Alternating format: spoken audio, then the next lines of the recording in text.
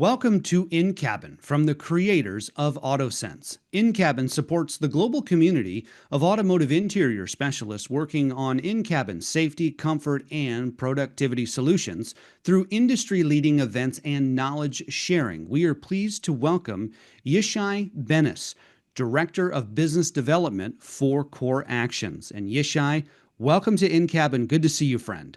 Hey, Carl. Thanks for having me. Indeed. Tell us about CorrActions. Tell us a little more about the company and some of the work you're doing today in the automotive industry. Great. So, CorrActions is a neuromonitoring company. What we do is we provide a DMS system able to detect intoxication, cognitive distraction, drowsiness, and other kinds of impairments. And we're based out of Israel. We're an Israeli startup company. And we raised our initial round A from Volvo Cars and other mobility investors.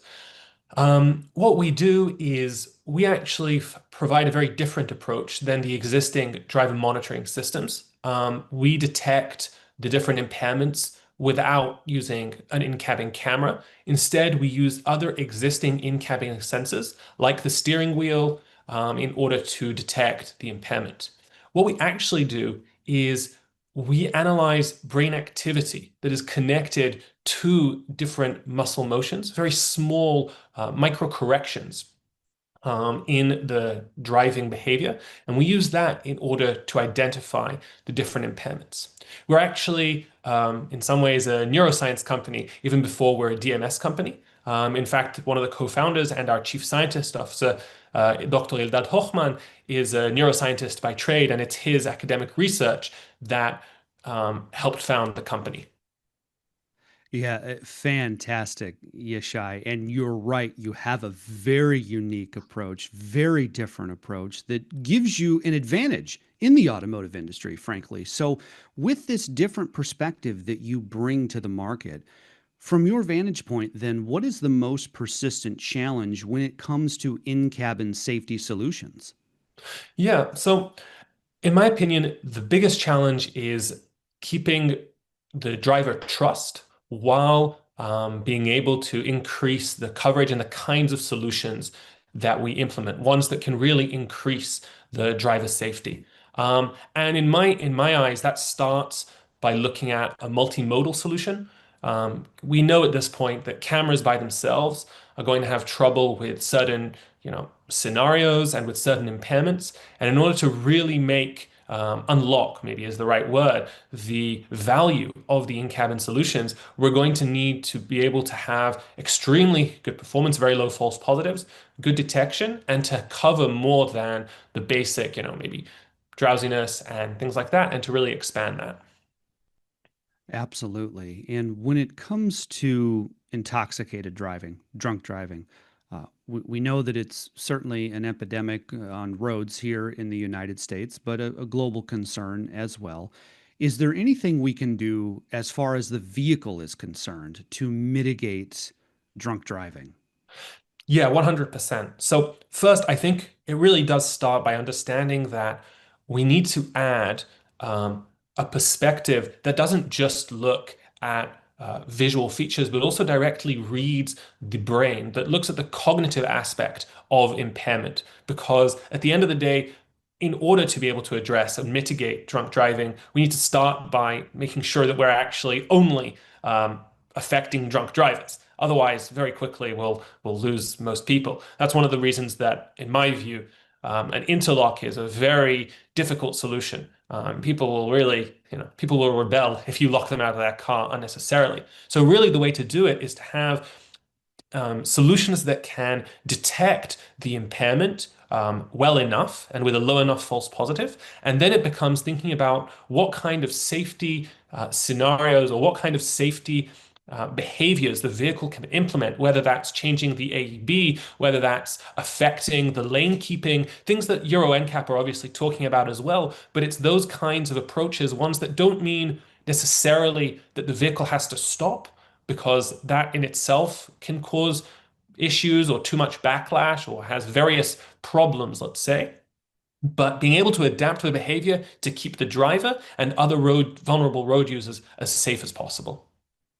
And with everything you've just said, Yishai, taking that to data collection, what kind of data collection do you do at CorrActions then? Yeah, thanks, Carl. That's a great question.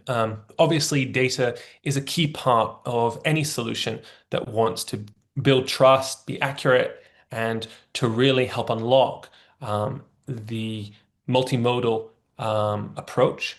And we invest a lot in our data collections.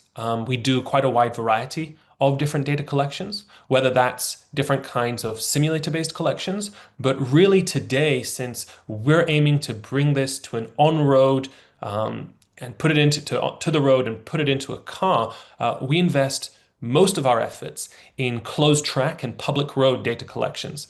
It's obviously not always easy. You've got to get the right approvals, but we think that, without having real data from real vehicles on real roads, it's going to be very difficult to create a solution that can really answer the challenge of drunk driving. Going forward, Yishai, do you see yourself collaborating with other companies who have vision-based systems? Do you see that as a possibility for CorrActions in the future? Oh, definitely. I think I mentioned it when I was talking about trust and things like that. But really, I think that today, having just a single modality of detection that is only using a camera has certain strengths and can bring you, so far. But at the end of the day, it's going to be about joining together and understanding how different kinds of solutions can cover different scenarios and improve them. And we're definitely going to look to collaborate with the cameras because we think that at the end of the day, fusing between the different solutions is going to bring a much better kind of detection and improve performance and coverage. One example of how this works is not just in cabin. This idea comes from other aspects of automotive development as well. What really unlocked, so to speak, the ability of level two driving was actually fusing between different exterior sensing modalities. Like it could be radar, it could be cameras, it could be all sorts of things. So really, in my view, the in-cabin, specifically, the in-cabin systems are crying out for other modalities that can create a similar kind of change that happened with the exterior. And more than that, really, I think that this also is what's going to allow us to unlock the true value of in-cabin systems. It's only when you have like the trust and the buy-in from the OEM, the feeling that there's a backup, all of these kinds of things that you can really start changing the behaviors in a very meaningful way. I mean, today, what do we really do? We give alerts, which is obviously important and can help wake up a driver who's asleep, but we're not changing the core behavior of the vehicle, and those are the kinds of things that start unlocking value. And if you connect that to things like assisted driving and tying that to the behavior of the vehicle at level two or things like that, then that just increases the value of such a system. And obviously, that's good for me, but it's also good for the safety of everyone in the driving community, everyone who drives. Yeah, very, very well said, my friend. Yishai Binnes, Director of Business Development at CorrActions. Looking forward to seeing you in Barcelona for InCabin Europe 2025, October 7th through the 9th. But until then, thank you for being with us, at least virtually, my friend. Thanks for having me, and we invite everyone to come to our booth and experience our demo at InCabin Barcelona. Looking forward to seeing you there. For more information on CorrActions and to find out more about our upcoming events, see the links in the description or visit InCabin.com. That's InCabin.com. And for more in-depth interviews like this, subscribe to this YouTube channel and follow InCabin on LinkedIn. In Detroit, on behalf of InCabin, I'm Carl Anthony.